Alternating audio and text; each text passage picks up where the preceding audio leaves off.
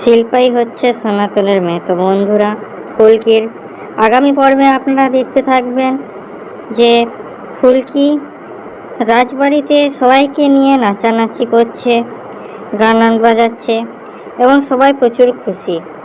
এখানে ফুলকি খাওয়াচ্ছে সবাইকে।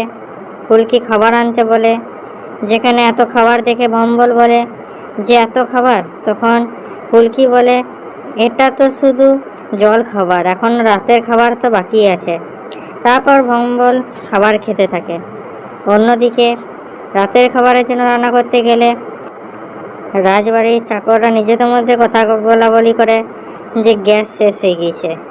ফুলকি তখন বলে যে স্টোর রুমে গ্যাস আছে, বলে যে আমি এনে দিচ্ছি গ্যাসটা। তখন চাকরগুলো বলে, না আপনি আনেন না, আপনি আনলে আমাদের চাকরি চলে যাবে। তখন ফুলকি বলে, না কিছু হবে না, নিজে কাঁধে তুলে গ্যাস সিলিন্ডারটা নিয়ে আসে। যেখানে ভম্বল ফুলকিকে দেখে বলে, ফুলকি তুই রাজবাড়ির রাজকুমারী হয়ে গেলি, কিন্তু তুই সে আগেকার মতোই রয়েছিস। তখন ফুলকি বলে, আমি তো আগেকার মতনই থাকবো, আমি এতদিন যেভাবে থেকে এসেছি সেটা তো আর পাল্টানো যাবে না, আমি তোমাদের জন্য সবসময় এরকমই থাকবো। যেখানে ভম্বল বলে যে ফুলকি তুই রাজবাড়িটা ঘুরে দেখাবি না? তখন ফুলকি বলে, অবশ্যই দেখাবো। তারপর ফুলকি ভম্বল আর শিল্পাকে নিয়ে পুরো রাজবাড়ি দেখে আয়।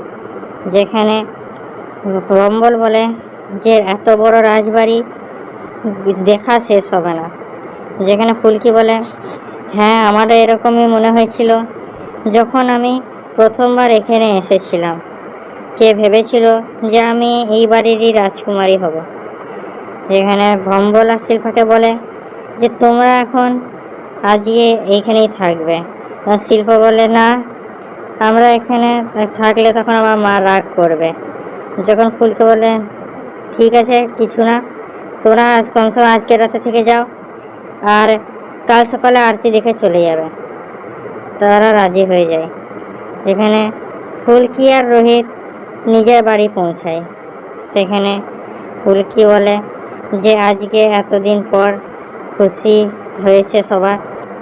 কে ভেবেছিল যে আমি রাজবাড়ির রাজকুমারী হব। তবে যাই হোক, আগের জীবনটাই সরল ছিল, এখন তো জীবনটা অনেক জটিল হয়ে গিয়েছে। তখন রোহিত ফুলকিকে বলে, না তুমি তোমার কত কাঁদতে তোমার মা বাবা কে তা জানার জন্য, সেটা এখন জানতে পেরেছ এবং এটা অনেক বড় ব্যাপার নিয়ে। তারপর রোহিত এইদিকে ফুলকিকে জড়িয়ে ধরে। যেখানে রুদ্র আর ইন্দ্র ফুলকি আর রোহিতের ওপর নজর রাখে। এখানে রুদ্র বলে যে এবার শুরু হচ্ছে ফুলকি আর রোহিতের ন্যাকামো। যেখানে ইন্দ্র বলে, না এদের ওপর নজরদারি করতে হবে, কারণ কি ফুলকি ঠিক নেই, কখন কি করে দেবে আমরা বুঝতেও পারবো না, আমাদের ভালোভাবে নজরদারি রাখতে হবে। তারপর কিছুক্ষণ পরই ফোন আসে ফুলকির কাছে। যেখানে ফুলকি ফোনটা তুললে বড় রানী ফোন করে বলে যে তোর বাবা কোথায় চলে গিয়েছে, আমরা খুঁজে পাচ্ছি না। ফুলকি তখন বলে, বাবা কোথায় চলে গেল? এবং রোহিত আর ফুলকি মিলে খুঁজতে লেগে যায় বড় রাজাকে। যেখানে পুরো বাড়ি তারা খুঁজে পায় না। তখন ধানু এসে বলে যে তোরা লাইব্রেরিটা দেখলি? যেখানে রোহিত বলে, না। তারপর সবাই মিলে লাইব্রেরিতে গিয়ে দেখে বড় রাজা সেখানে বসে ছবি দেখছে। ফুলকি তখন একটু রেগে গিয়ে বলে, বাবা তোমাকে এখানে এভাবে কে আসতে বলেছে কাউকে না বলে? তুমি জানো তোমার জন্য সবাই এত চিন্তা করে। তখন রোহিত বলে, এত রাগ করো না বড় রাজার ওপর, নিশ্চয়ই উনি কিছু মনে করতে পেরেছেন, ওই জন্যই ছবিগুলো দেখছেন। তখন রোহিতকে বলে যে আপনার কি কিছু মনে পড়েছে? তখন বড় রাজা সনাতন নাম বলে এবং তারপর জ্ঞান হারিয়ে ফেলে। তারপর রোহিত আর ফুলকি চিৎকার করে ওঠে এবং বড় রাজাকে নিয়ে যায়।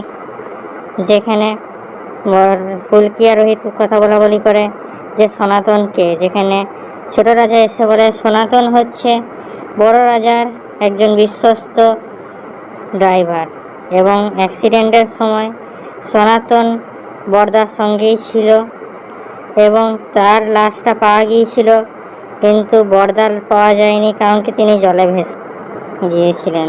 ফুলকি তখন বলে যে এতদিন পর আচমকা সনাতনের নাম কেন মনে পড়লো? নিশ্চয়ই সনাতন কিছু জানে, যেটা বড় রাজা মনে পড়ছে না এখন। বড় রাজাকে ফুলকি আর রোহিত অনেক কিছু জিজ্ঞাসাবাদ করে, কিন্তু বড় রাজা কিছু বলতে পারে না। ফুলকি তখন বলে, না, আমাকে এই ব্যাপারে জানতে হবে এবং খুঁজে বার করতে হবে যে সনাতনের মৃত্যু কী করে হলো এবং সনাতন কি জানতো। যেখানে ফুলকি একটা বোর্ড আনা করে এবং লিখতে বলে কবে অ্যাক্সিডেন্ট হয়েছিল, সনাতনের সঙ্গে ছিল। তখন ছোট রাজার কাছে ফুলকি এটাও জানতে পারে যে সনাতনের এক বউ আর মেয়ে রাজবাড়ি ছেড়ে চলে গিয়েছিল, যেখানে ছোট রানী সব শুনছিল।